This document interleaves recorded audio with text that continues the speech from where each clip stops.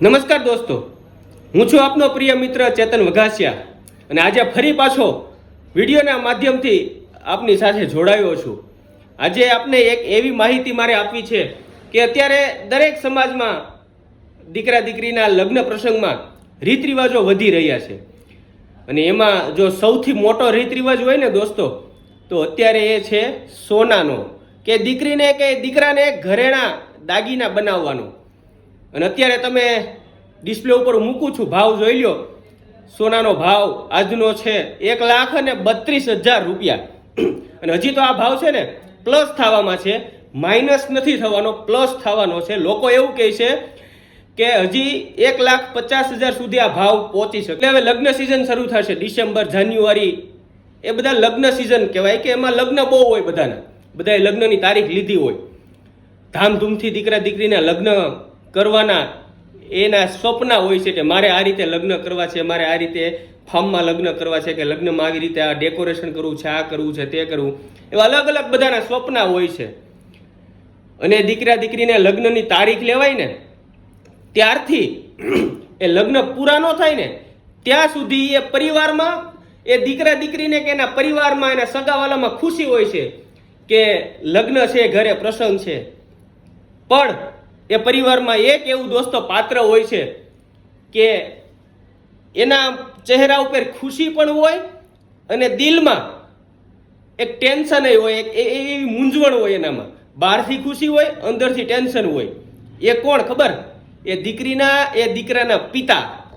Tension એને હોય કેમ કે ઘરે બીજા કોઈને બધું સેટિંગ ન કરવાનું હોય, સેટિંગ એટલે પૈસાનું સેટિંગ, પણ એ પિતાને, એ દીકરા દીકરીના પિતાને એ પૈસાનું સેટિંગ કરવાનું હોય છે। આ જવાબદારી એની હોય। તો લગ્નની તારીખ લેવાય ને ત્યાંથી એ પહેલાના સમયથી એ પિતા ધીમે ધીમે પૈસા ભેગા કરતા હોય કે મારા દીકરાના લગ્ન છે, આ વર્ષે દીકરીના લગ્ન છે, તો એ હું આ બેલેન્સ કરું તો એમાંથી હું લગ્ન પૂરા કરી દઈશ। પણ અત્યારે તમે એ લગ્ન આવે ને એ બધું એને સેટિંગ કર્યું હોય, કંઈક બેલેન્સ હોય, અથવા તો લગ્ન તો કરવા જ પડે, એમાં તો કંઈ ચાલે નહીં, ખર્ચો તો આવવાનો છે, એ તો આવવાનો જ છે। કદાચ પર્સનલ લોન લે, લોન ન મળે તો કોઈ પાસેથી વ્યાજે લે, 1.5-2-2.5% એ રીતે પૈસા વ્યાજે લઈ અને પોતાના દીકરાના જે પ્રસંગ હોય ને એ પૂરા કરે છે।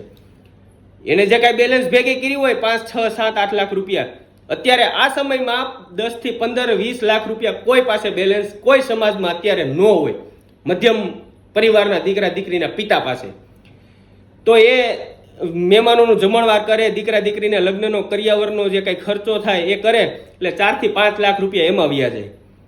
અને એ લગ્નમાં હજી ગોળ નાખવાનું એટલે કે ગળ્યું કરવાનું તો બાકી હોય। એ ગળ્યું શેનાથી કરે કે એ ઘરેણું, એ દીકરીને ઘરેણું આપે, દીકરાને કંઈ જે કંઈ ઘરેણું આવતું હોય એ આપે, એ બધું કરાવવાનું બાકી હોય। અને અત્યારનો ભાવ 1,32,000 રૂપિયા, અને એ ઘરેણું અત્યારે કરાવે ને એટલે એનો પ્રસંગ પોગે 10 થી 12 લાખ રૂપિયે।